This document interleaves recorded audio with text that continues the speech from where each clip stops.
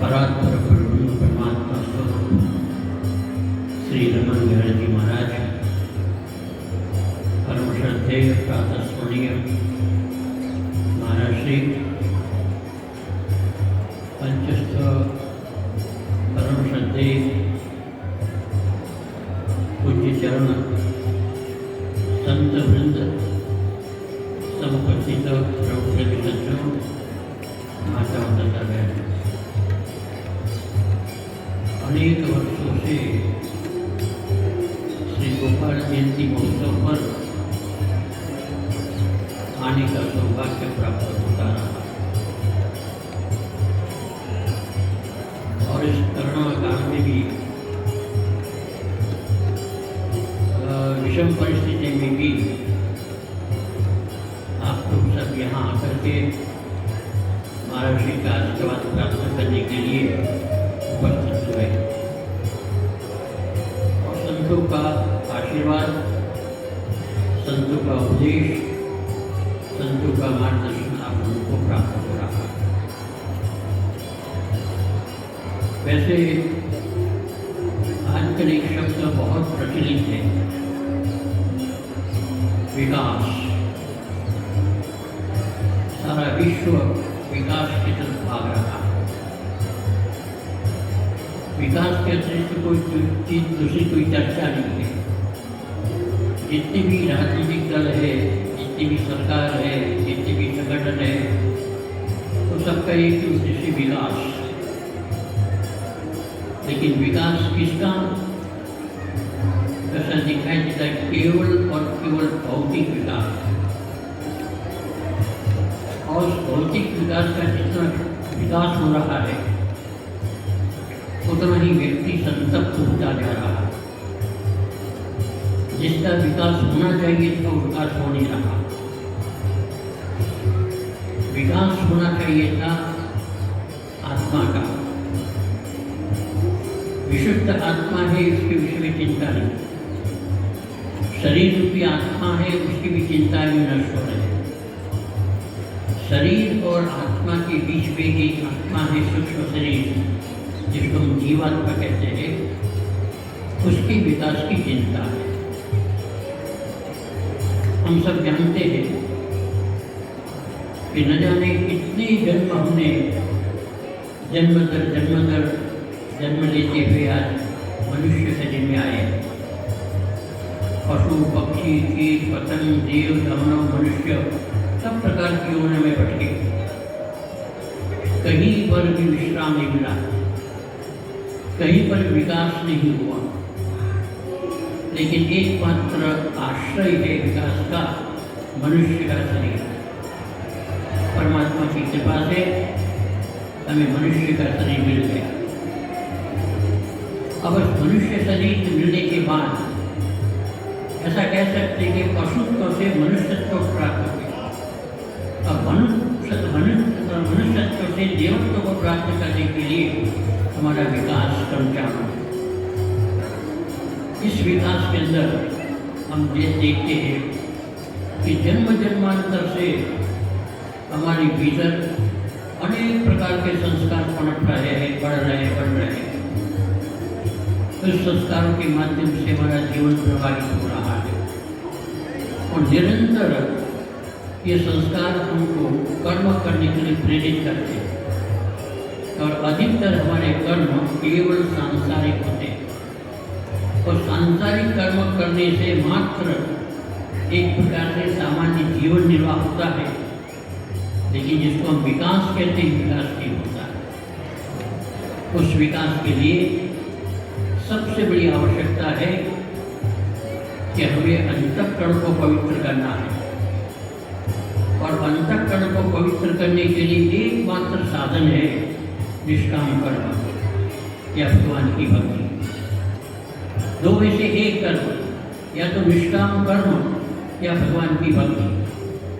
निष्काम कर्म जो है, क्या होता है कि हम लोग परिश्रम करते हैं। परिश्रम का कोई ना कोई फल तो होता ही है।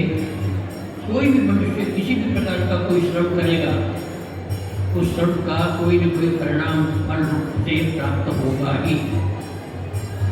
लेकिन वो फल केवल और केवल अपने या अपने परिवार तक सीमित होता है तो फिर ये कर्म कर्म नहीं होता है, केवल सामान्य निर्वाह होता है। लेकिन इस कर्म का जो फल है वो फल सामान्य रूप से समाज में वितरण होना चाहिए। उसके लिए उदाहरण के रूप में संत लेके आप, संत जीवन भर तपस्या करते हैं, संत जीवन भर सेवा करते हैं, संत जीवन भर साधना करते हैं और इसका फल तुमको प्राप्त होता है, लेकिन उस फल का स्वयं उपभोग नहीं करते, वहाँ तक के अपने लिए मोक्ष की कामना भी नहीं करते।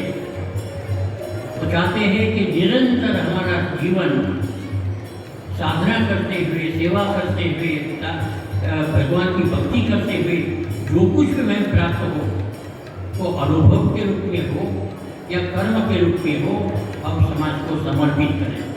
तो समर्पित कर रहे हैं आप, उदाहरण के रूप में सामने देखिए, उनके पास महाराज श्री है, निरंतर कितना श्रम कर रहे हैं, कितना परिश्रम कर रहे हैं, कितनी साधना कर रहे हैं, रात दिन ये कर रहे हैं, लेकिन क्या वो केवल अपने लिए कर रहे हैं? और जो कुछ भी उनको प्राप्त हो रहा है, चाहे वो समझो कि धन के रूप में है या किसी साधन के रूप में है या शक्ति सामर्थ्य के रूप में है, तो क्या अपने पास रख रहे, वो समाज में वितरण हो रहा है। आप देखते हैं निरंतर। तो इस प्रकार से यदि वितरण करते रहेंगे तो निश्चित रूप से अंतःकरण पवित्र होकर के परमात्मा की प्राप्ति का साधन बनेगा। और यदि समझो हम केवल अपने व्यक्तिगत जीवन के लिए इसका उपयोग करेंगे या केवल अपने परिवार के लिए इसका उपयोग करेंगे तो फिर इसका कोई अर्थ नहीं होगा। हमारे विकास का एकमात्र कल्पना रह जाएगी, हमारा विकास नहीं होगा।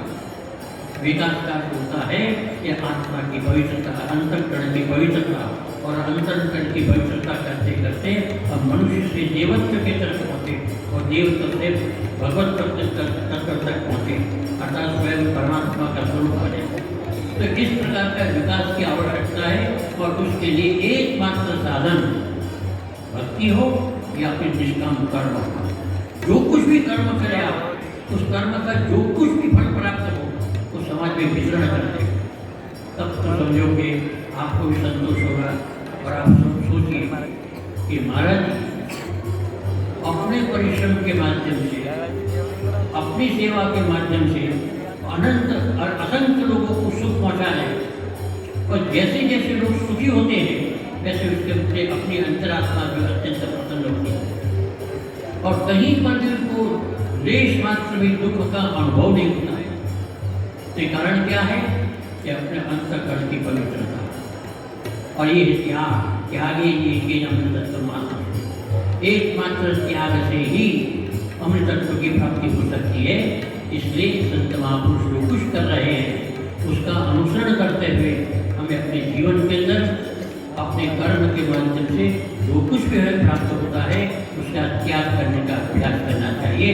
अधिक न कहते हुए मैं तो यही कहूँगा कि हमें यदि अपना जीवन सफल करना है तो मात्र कर्म करें और कर्म का फल समाज रूपी परमात्मा को समर्पित कर दे।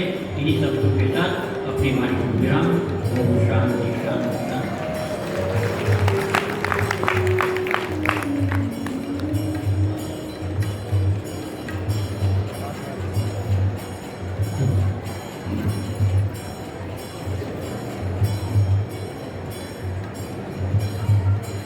विकास निस्संदेह हो रहा है, लेकिन वो विकास केवल मात्र बाह्य विकास है और उस विकास का परिणाम जो स्पष्ट प्रत्यक्ष दिख रहा है वो बढ़ते हुए संताप। ऐसा हमारे पूज्य श्री वृंदावन जी महाराज ने अपने संक्षिप्त लेकिन अत्यंत प्रेरक सामयिक उद्बोधन में जो संदेश दिया और साथ ही उन्होंने स्पष्ट किया